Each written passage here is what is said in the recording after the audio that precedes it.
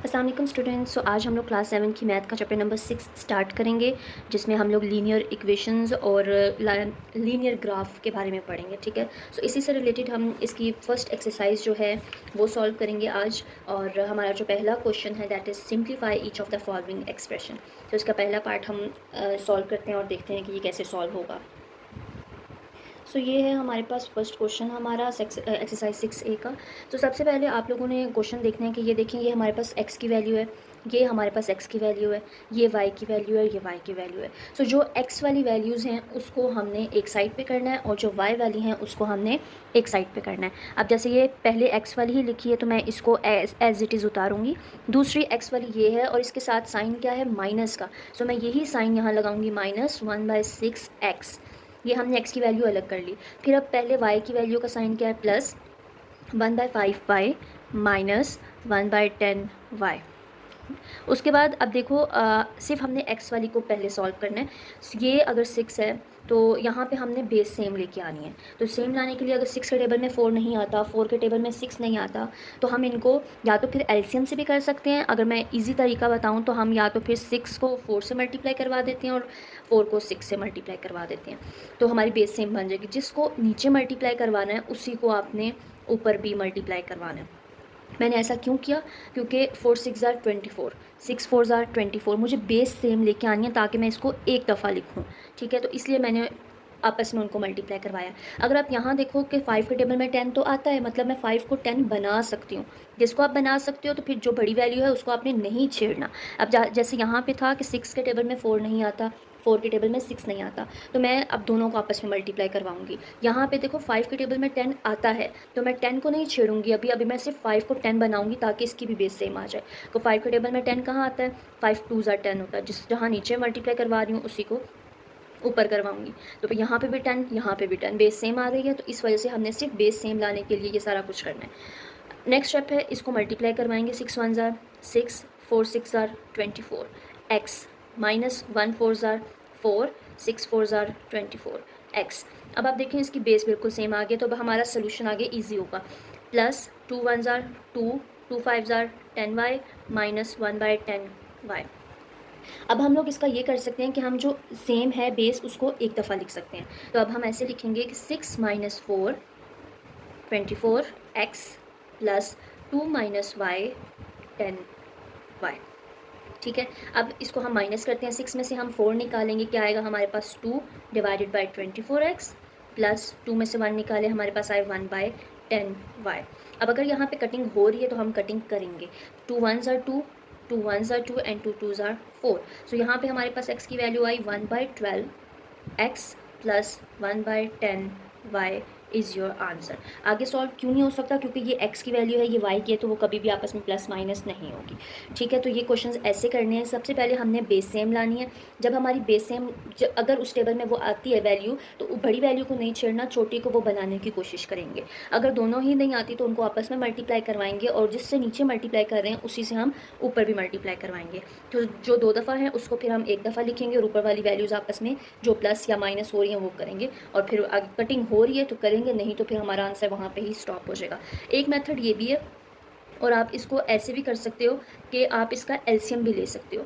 जैसे अगर 4 और 6 था यहाँ पे, तो अगर मैं लेती हूँ 4 और 6 का एलसीएम, 2 2 ज़ार 4, 2 3 ज़ार 6, 2 1 ज़ार 2 एंड देन 3 1 ज़ार 3, 3 2 ज़ार 6, 6 2 ज़ार 12। तो यहाँ पे हमारा डायरेक्ट आ जाता 12। तो देखो अब यहाँ पे नीचे फिर भी 12 आ रहा है, तो इसलिए हम लोग, अगर ये मेथड आपने करना तो यही कर लो, अगर आप डायरेक्ट 12 लिखना चाहते हो तो वैसा कर लो। बट फिर भी आपको, फिर आप अगर 12 लिख रहे हो तो यहाँ पे अगर 6 था तो 6 को इससे मल्टीप्लाई करवाना पड़ेगा, 4 है तो 4 को इससे करवाना पड़ेगा। सो जो मेथड आपको ईजी लग रहा है उसी मेथड से आप लोग क्वेश्चन सॉल्व कर सकते हो। तो ये आपका आंसर आ गया। सो चलते हैं अपने नेक्स्ट क्वेश्चन की तरफ, पार्ट बी, जो कि 2/3a minus 1/7b plus 2a minus 3/5b। तो इसके करने के 2 मेथड है, आप वो करोगे वैसे भी आंसर आएगा और आप इस मेथड से। तो अब मैं कोशिश करती हूँ कि मैं जिस तरीके से भी मैंने एलसीएम वाला मेथड बताया है, मैं सेकंड क्वेश्चन आपको एलसीएम के मेथड से बताती हूँ, तो आपको दोनों मेथड पता चल जाएंगे। फिर अगर आपको जो भी ईजी लगा, अगर ये ईजी है तो ये कर लो, अगर ये ईजी है तो ये कर लो। ठीक है, सो अब पहले हमने क्या करना है, ए की वैल्यूज़ को एक तरफ लिखना है। 2/3a plus 2a, -1/7b, -3/5b। अब देखो जिसके नीचे कुछ नहीं होता उसके नीचे क्या होता है, 1। ये हमेशा याद रखना है आप लोगों ने, ठीक है। अब आप देखो अगर हम इसका एलसीएम लेते हैं 1 को, या तो फिर आप 3 बना लो, या फिर अगर आप इसका एलसीएम लेते हो तो क्या ही आएगा हमारे पास, 3 ही आएगा। तो 1 को फिर अगर जब आप एलसीएम लोगे 3, तो ये जो 1 है ये मल्टीप्लाई होगा इससे, और ये जो 3 है ये मल्टीप्लाई होगा इससे। एक तो अगर वो मेथड इजी था तो वो कर लेना, अगर आपको ये एलसीएम वाला करना है तो एलसीएम वाला कर लेना। तो दोनों मेथड मैं आपको करवा रही हूँ, ठीक है। तो जब आप एलसीएम लोगे तो ये वाली वैल्यू ऊपर वाली से मल्टीप्लाई होगी, यानी कि 2a 1 ज़ार क्या होगा, 2a ही आएगा, प्लस 2 6 ज़ार क्या होगा, 2 3 ज़ार क्या होगा, 6a आएगा, ठीक है। माइनस नीचे एलसीएम लिया था मैंने तो वो 3 ही आ गया। इनका अगर आप एलसीएम लेते हो 3/5, 7/5 सॉरी, 7 1 ज़ार 7 और 7 5 ज़ार 4 5 1 ज़ार 5, तो मतलब 7 5 ज़ार 35। तो इनका एलसीएम आ गया 35, 5 को इससे मल्टीप्लाई करवाओ, 7 को इससे मल्टीप्लाई करवाओ, 5 1 ज़ार 5b, माइनस 7 1 ज़ार 7 3 ज़ार 21b। अब इसको आगे सॉल्व करते हैं, 6 में 2 प्लस किया, हमारे पास आ गए 8a/3। ये देखिए यहाँ पे माइनस माइनस क्या हो रहा है, प्लस। तो 21 में हम 5 प्लस करेंगे, ये माइनस की मिस्टेक्स कभी भी मत करना आप लोग। अब ये ध्यान से क्वेश्चंस को देखना है, यहाँ माइनस है तो यहाँ पे भी माइनस है, तो माइनस माइनस प्लस होगा। तो फिर 21 में अगर हम 5 प्लस करेंगे तो हमारा आंसर क्या आएगा, 26। साइन मत डालिएगा, और ये फिर माइनस माइनस प्लस होगा तो यहाँ पे साइन भी चेंज हो जाएगा। So this is your answer. अगर आपको ये मेथड इजी लग रहा है तो ये कर लें, अगर आपको नहीं तो आप उस जो हमने फर्स्ट क्वेश्चन में मेथड किया था वो भी आप कर सकते हैं। सो हमारा जो पार्ट क्वेश्चन नंबर 1 का पार्ट सी है वो देख लें। सी की वैल्यूज़ हमने पहले एक तरफ करनी है, 5/9 C minus 7/8 C plus 3/4 D minus 4/3 D. पहले हमेशा याद रखना 3 सी की वैल्यू आप एक साइड पे करेंगे, डी की वैल्यू एक साइड पे कर दी। फिर हमने बेस सेम लेके आनी है। दो मेथड है, एक आप एलसीएम वाला कर सकते हैं, एक आप अगर दोनों एक टेबल पे नहीं आ रहे तो उनको आपस में मल्टीप्लाई करवाएंगे और उन्हीं वैल्यूज़ को ऊपर भी मल्टीप्लाई करवाएंगे। तो मैं यही मेथड करूँगी अभी। तो 9 के टेबल में 8 नहीं आता, 8 के टेबल में 9 नहीं आता, तो हम क्या करेंगे, हम 9 को भी 8 से मल्टीप्लाई करवाएंगे और 8 को भी 9 से मल्टीप्लाई करवाएंगे। सेम जिसको नीचे मल्टीप्लाई करवाया उसी को हम ऊपर मल्टीप्लाई करवाएंगे। सेम इधर भी यही करेंगे कि 4 के टेबल में 3 नहीं आता, 3 के टेबल में 4 नहीं आता, तो 4 को 3 से मल्टीप्लाई करवाएंगे और उसी वैल्यू को ऊपर, और 3 को 4 से मल्टीप्लाई करवाएंगे और उसी वैल्यू को ऊपर करेंगे। अब 5 × 8 क्या होता है, 40। 9 8 ज़ार क्या होता है, 72, माइनस 7 9 ज़ार क्या होता है, 63, 8 9 ज़ार 72, प्लस सी, और सी साथ लिख लीजिए, 3 3 ज़ार 9, 4 3 ज़ार 12, माइनस 4 4 ज़ार 16, 3 4 ज़ार 12, डी, और डी हमने साथ लिख दिया, ठीक है। अब हमारी देखो बेस सेम आ गई है, तो उस अगर बेस सेम आ गई है तो उसको फिर हम एक दफ़ा लिखेंगे, जो 2 दफ़ा है उसको हम एक दफ़ा लिखेंगे। 72 लिखा हमने, 40 माइनस 63 सी हम एक दफ़ा फिर साइड पे लिख देंगे ताकि वो कोई मिसअंडरस्टैंडिंग ना हो, प्लस 9 डी माइनस 16/12, या डी आप एक साइड लिख लो या दोनों को साथ लिख लो, कोई इशू नहीं है। अब 40 में से 63 में से 40 निकालो तो आपकी क्या वैल्यू आती है। सो हमने इनको माइनस किया तो हमारे पास वैल्यू आई 23। अब देखो 63 बड़ा या 40, 63, और उसके साथ जो साइन है वो हम लगाएंगे अपनी वैल्यू के साथ। याद रखना जो बड़ी वैल्यू का साइन होता है वही हम यूज़ करते हैं, जो नीचे 72 था हम वही यूज़ करेंगे। प्लस प्लस माइनस माइनस हो जाएगा, बट 16 में से 9 निकालें तो हमारे पास 7d/12 आंसर आएगा। वो सॉल्व करते हैं।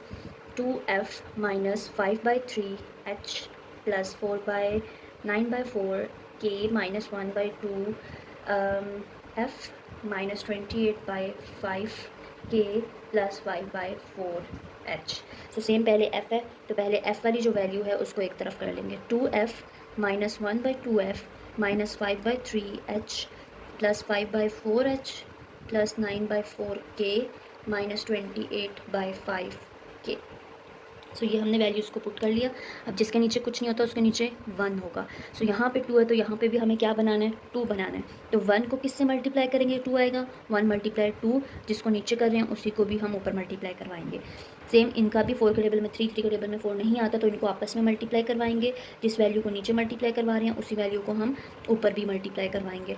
सेम इसको भी 5 के टेबल में 4 नहीं आता, 4 के टेबल में 5 नहीं आता, तो इनको भी हम आपस में ही मल्टीप्लाई करवाएंगे।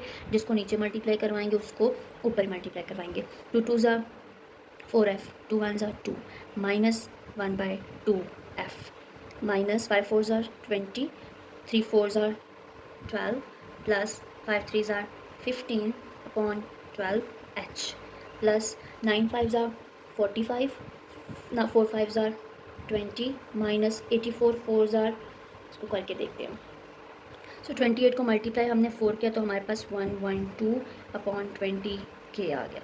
अब जो बेस सेम है उसको हम एक दफ़ा लिखेंगे 2 4 minus 1 F minus 20 plus 15 upon 12 H plus 45 minus 1 12 upon 20 के। अब इसको सॉल्व करेंगे, 4 में से 1 निकालें तो हमारा आएगा 3/2 F minus plus minus minus 20 में से हम 15 निकालेंगे तो हमारे पास बचेगा 5 divided by 12 upon H plus 112 में से 45 हम प्लस माइनस माइनस करेंगे तो क्या आएगा 67 डिवाइडेड बाई 20 एच। अब यहाँ बड़ी वैल्यू का साइन क्या है, माइनस है, तो ये प्लस माइनस, फिर यहाँ पे हम साइन चेंज करेंगे माइनस का, and this is your answer.